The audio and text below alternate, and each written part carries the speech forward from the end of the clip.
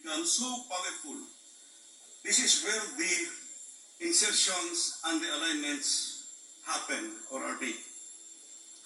Let me show you, give you an idea of the results of the BICAM report, Bicameral Conference Committee report in 2024. To give you an idea on the amendments made on the gap at the BICAM, shown in the fiscal year 2024 and the summary of changes made by the BICAM. On the program appropriations of 4.019 trillion, these are supported with available revenues. There were increases of 564.46 billion, which were correspondingly sourced from reductions and realignments of the same amount from various departments and agencies. Ang ibig sabihin, pagdating sa BICAM, nagbawas, nag-realign, total, nagbawas ng 564.46 billion. Pero kung titingnan mo ang total, the same. 4.019 pa rin ang program appropriation because there was an increase, there was a decrease. Ang ibig sabihin, from one agency or one item, dilipat into another, naglilipat-lipat ng budget. But the total changes is 564.46. On the other hand, the program appropriations of 281.91 billion was increased by 449 billion, bringing the total to 731.45 billion.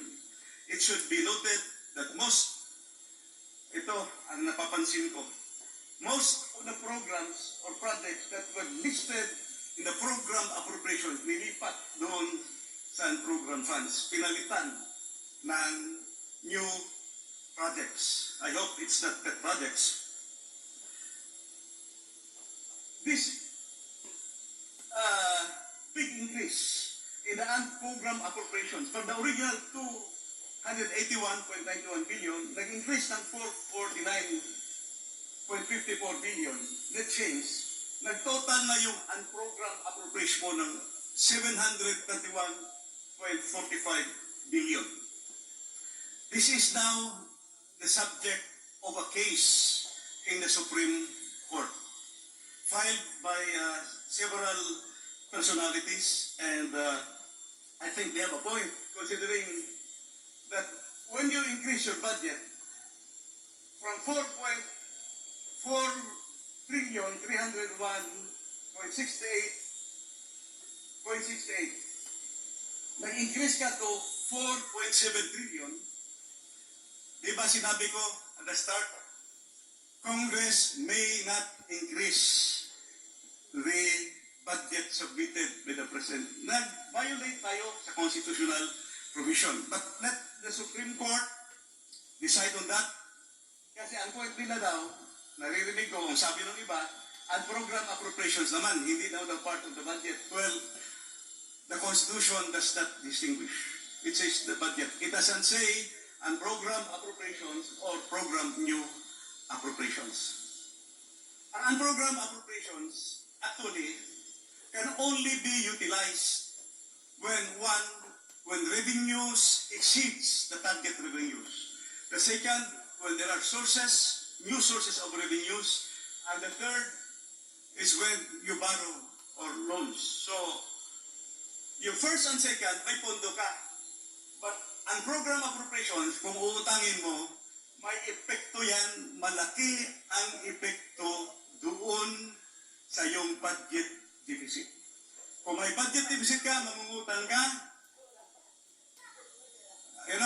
government is the biggest borrower. It is the biggest spender. Nagkaka-apekto tayo sa interest rates.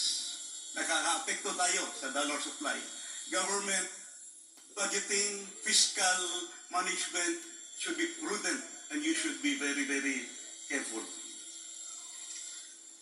Let me go to the 2023 budget. 2024 yung kanina, no?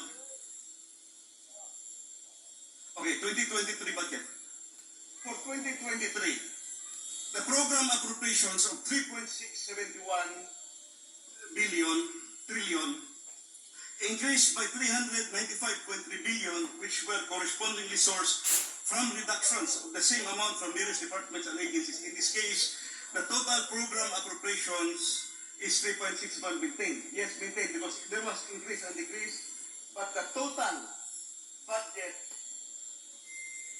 appropriations in the proposed was 4.259, nagiging 4.478. Nag-increase din ng 219 billion yung unprogrammed appropriations. You know,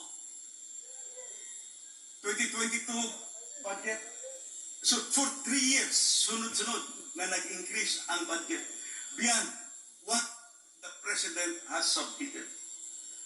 The lawyers are here. I think you have you know how to deal with this. The Constitution is clear that Congress may not increase.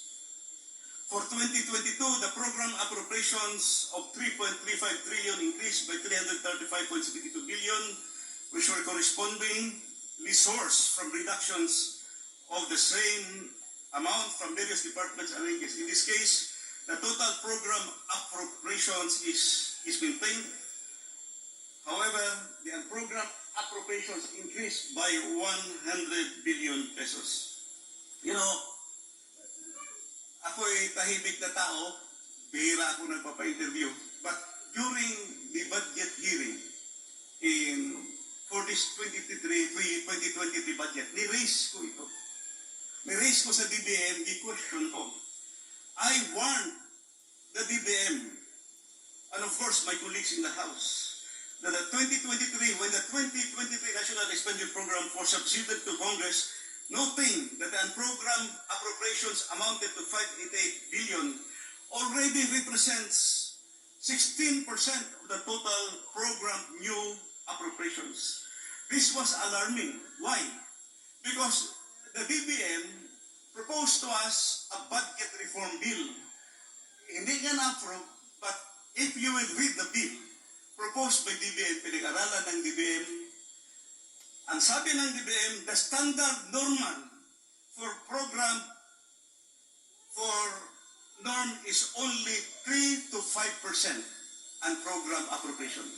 3 to 5% of the program portion of the General Appropriations Act. So, grabe yung ating program appropriation. But there is now pending case in the Supreme Court. Let the Supreme Court decide.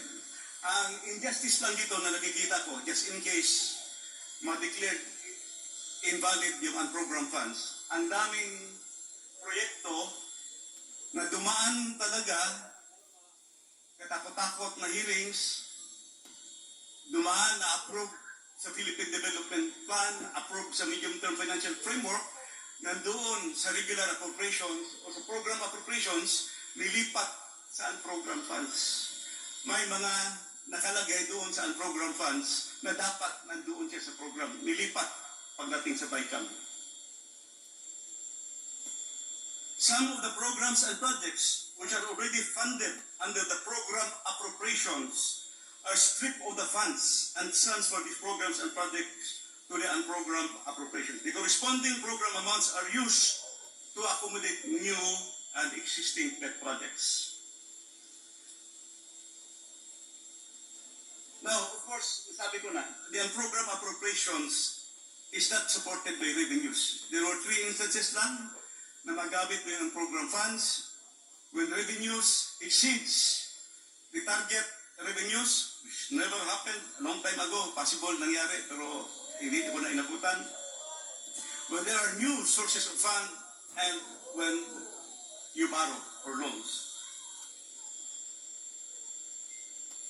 So actually, yung sa 2024, 731 billion unprogrammed appropriations is already 17% of the total target revenue or 4 of the 4.2 trillion.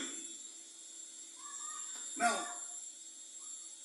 during the early January, after New Year, narinig ko si Congressman Edsel Lagman sa newspaper, sa TV, nagreklamo siya na bigla daw umakyat ang budget ng COMELEC. Yung si Lagma naman, respetado yan sa Congress. Kilala ni Debot yan.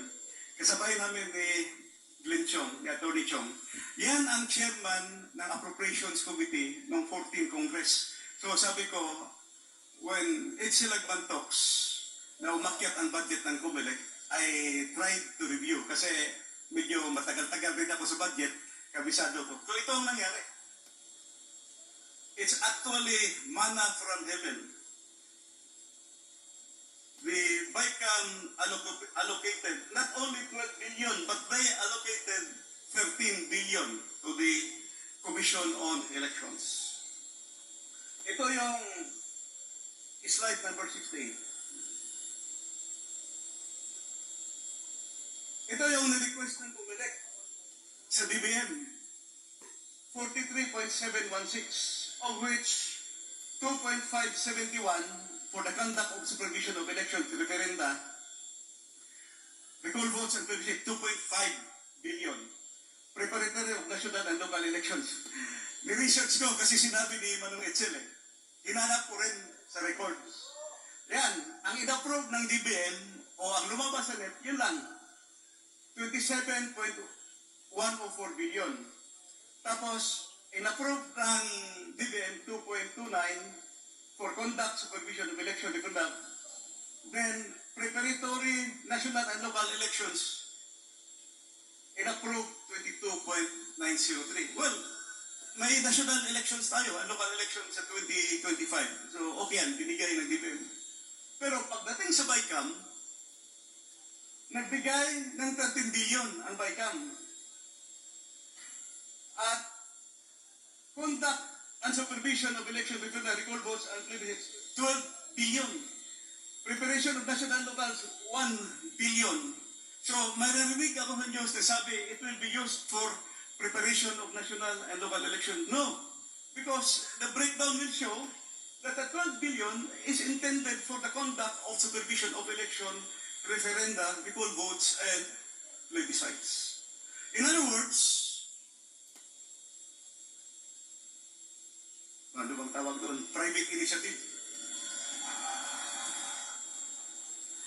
Alam mo, bakit napapatawa ka dito? Mapatawa ka because si Senator Amy Marcos mismo, na member ng BICAM, at siya ang in charge ng COMELEC budget, hindi niya alam ito. Well, I heard during her interview, sinabi niya, naglusutan kami, hindi niya alam. So, ladies and gentlemen, binigyan ko kayo ng idea na ganito ang pagtingin ng budget. Ganito ang pag-aaral ng budget because ito, example, 2024 GAA. Volume 1A is 1,254 pages. Volume 1-B is 1,076 pages. Volume 1-C is 1,176 pages. Volume 2 is 586 pages. All in all, 4,092 pages. Malibat mo inyo tinanaw isa-isa sa budget. Or kung sa Tagalog, maduduling kayo. That's why medyo experience na ng kunti, I'm sharing with you how to look at the budget. Kung meron man kailangan ng transparency, accountability, dapat bantayan natin yung bicameral conference committee. Because diyan nangyayari yung malaking amendments, diyan nangyayari yung malaking insertions. Unlike the committee deliberations in the House and in the Senate, video, merong live coverage, merong minutes. Unlike in the Senate, had House plenary deliberations fully covered, transparent. Pero pagdating sa BICAM, wala kang makikitang live coverage. So, that's my presentation this morning. I hope